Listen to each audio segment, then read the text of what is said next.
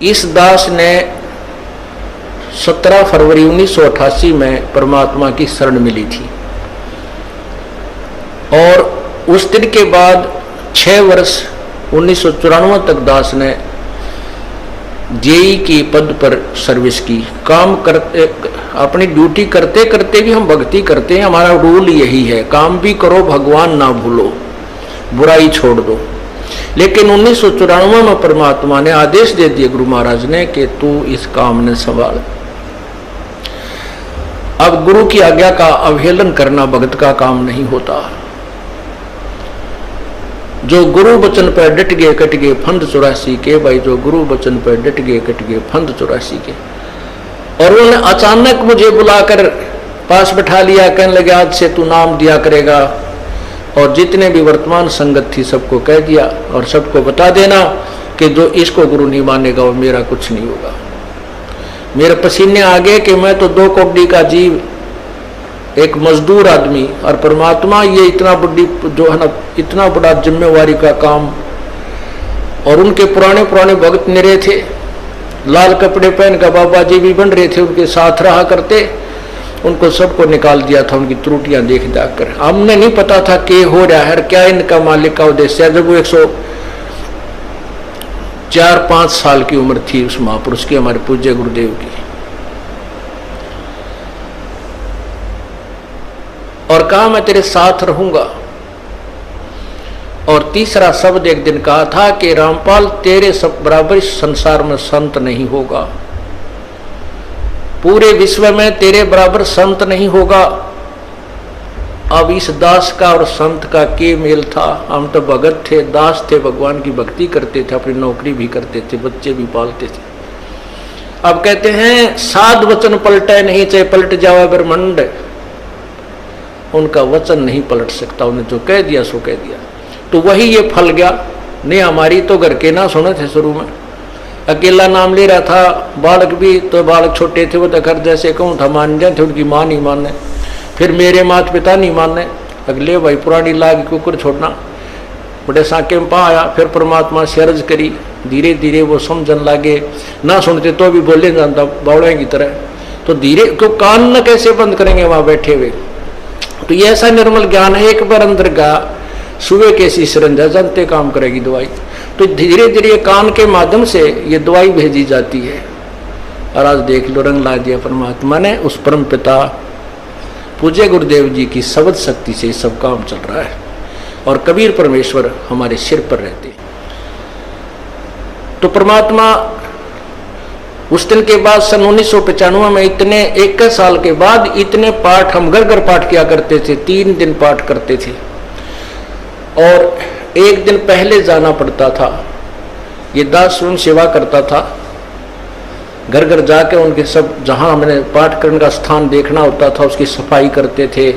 कईयों का देख कर कमरा होता बड़ा सा, उसी में पाठ भी करना, उसी में खाना भी बनाना, उसी में खाना भी उसी में, सोना भी उसी में।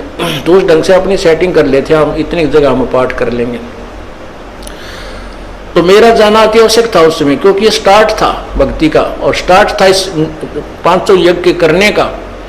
किसी को नहीं मालूम था, बच्चे थे सहयोग देने लगे।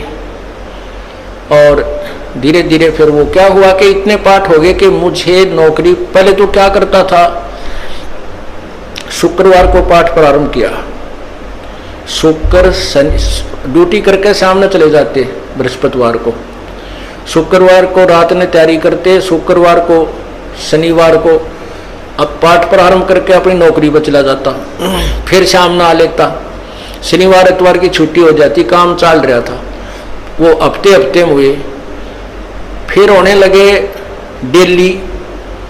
अब अफसर भी दुखी और मैं भी दुखी, तो फिर उस दिन रिजाइन कर दिया परमात्मा के नाम पर। 18 साल की नौकरी होगी थी मेरी।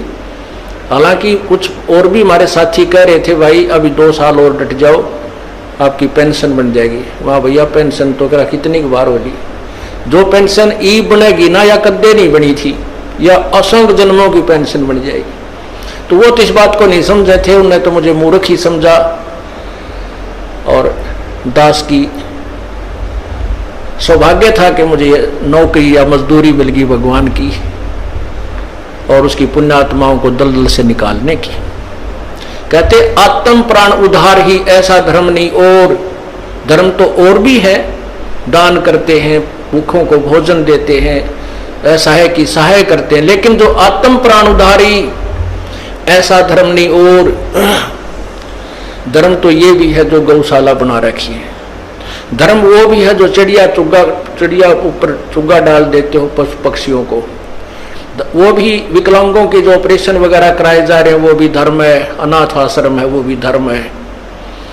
लेकिन जो आज गौ हैं उनकी सेवा कर रहे हैं, अच्छी है, क्योंकि कोई भी प्राणी है, चाहे भैंस है, पशु है, कोई किसी प्रकार का, सबकी सेवा हमने इसी दृष्टिकोण से करनी चाहिए, क्योंकि सब में एक जैसा जीव, वो भी धर्म है।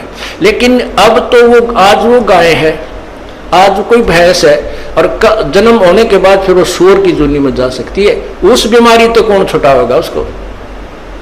तो ये ज्ञान, ये भक्ति, ये आत्मा इस जीव को उद्धार करेगी। वो फिर 84 लाख योनियों में नहीं जाएगा, या तो मनुष्य शरीर होगा, नहीं सतलोक चला जाएगा। तो कहते हैं आत्म प्राण उद्धारी ऐसा धर्म नहीं। और तो इस दास को ये आत्म प्राण यानी जीव आत्मा के उद्धार की मजदूरी मिल गई, और सहर्ष शुक्र मनाता हूं प्रभु, आपने कैसे दया करी इस 2 कौड़ी के जीव पर। और ऐसे निर्मल भगवान की महिमा, ओए होए होए, जिसके नाम लेते हैं रूंग रूंग खड़े हो जाते हैं। उसके बाद परमात्मा की ऐसी महिमा हुई, अब मुझे इतनी खुशी होती है।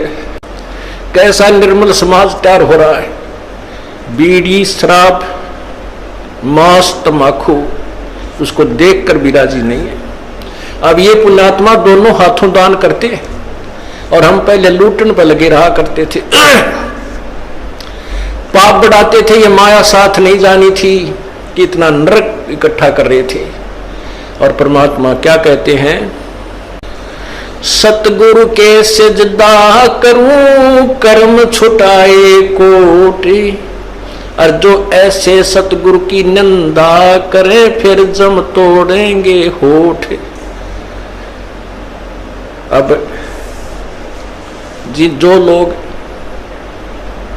बिना देखे सोचे समझे और भक्तों की संतों की बुराई करते हैं, अब क्या बताते हैं कि सतगुरु के सिजदा करो जिसने कर्म छुपाए कोट, करोड़ों पाप कर्मों से हटाकर और पुण्य कर्मों पर लगा दिया। कितने पाप कर्म बचा दिए हमारे। और जैसे ऐसे सतगुरु की जो निंदा करते हैं, कहते हैं उनके जम तोड़ेंगे होठ, यम के दूत उनके इसे लठ मारेंगे, चाहे कितने लागो, मुंह पे होठा पे। होठ इसलिए कहा कि इस पर ज्यादा दर्द होया करे, सोई भी बड्डी आया करे।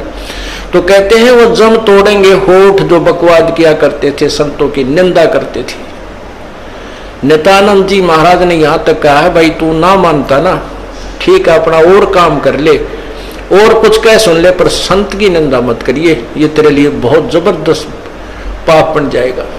लेकिन जो इस मार्ग से परिचित नहीं है, वो नादान बच्चे आगे में हाथ दे देते, बिजली के तार को छू लेते, और ज्ञान होता सत्संग से, और सत्संग में ये काल नहीं आने देता। तो उस दिन के बाद परमात्मा की ऐसी रजा हुई कि बाग लाग गया भगवान का। और यही प्रार्थना करता रहा, परमात्मा तेरे बच्चे तुझे समझे पहचाने, दास को ये नौकरी दी है, इसमें सफल भी आप ही करोगे। इन लोगों ने तो आपको भी नहीं बख्शा था, जब जिसमें आप यहां आए थे काशी में 120 वर्ष रहकर गए, सारा जीवन आपके पीछे पड़े रहे। उन दुष्ट आत्मा स्वार्थियों ने अपने स्वार्थ के लिए जनता को सत्य ज्ञान नहीं समझने दिया, और परमात्मा को बहुत यातनाएं दी गई। अब उनकी जो यातनाओं, उनके साथ जो हुए संघर्ष को देखकर इस दास का दिल डटा हुआ है कि हमारे साथ तो अभी कुछ भी ना हुआ है। जो उस परमात्मा के साथ कितना तेल के कढ़ाई में डाल दिए, कितना काट काट के घेर दिए, कितना कुएं में डाल के ऊपर तो डले ठोक दिए, और फिर भी डोके न पाए। वो तो समर्थ थे, और जनता कुछ नहीं बिगाड़ सकी और ना ही उनको समझ सकी। समझना चाहिए था, कुछ लोग समझे भी थे, लेकिन बाद में फिर वो ठीक ढंग से ना लगे तो भगवान ने उनको स्वयं ही रिजेक्ट कर दिया था। परमात्मा क्या बताया करते थे, कैसा ऑथेंटिक उदाहरण दिया करते थे। अपने आत्माओं क्या बताते हैं, भाई सिरसाटे की भक्ति है और कछु नहीं बात, सिर के सट पाइयो अवगत अलख अनाथ।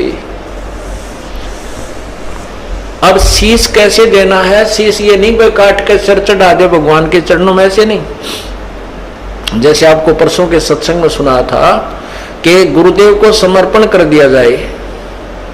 समर्पण का अर्थ यह है कि जो आज्ञा दे वही की जाए, चाहे वो बुरा लग रहा है चाहे अच्छा लग रहा है, उसमें हमारा हित है, अति हित होता है। और संत क्या कहते हैं, भाई बीड़ी शराब मांस तम्बाकू ये मत पीना। संत कहते हैं चोरी जारी नहीं करना, डाके ना डालना, किसी की जेब ना काटना, ये महापाप है तेरे लिए। अपना करके खाना बेटा, भगवान भजना, इससे तेरा कल्याण होगा। और हम यही वचन नहीं मानेंगे तो फिर यहाँ स्कूल में आने की आवश्यकता क्या, इस विद्यालय में सत्संग में आने की आवश्यकता क्या। हम गलतियां भी गलती पे गलती करते रहे और फिर सत्संग में भी आ रहे हैं तो वो फेल हो जाएंगे विद्यार्थी, वो पास नहीं हो पाएंगे।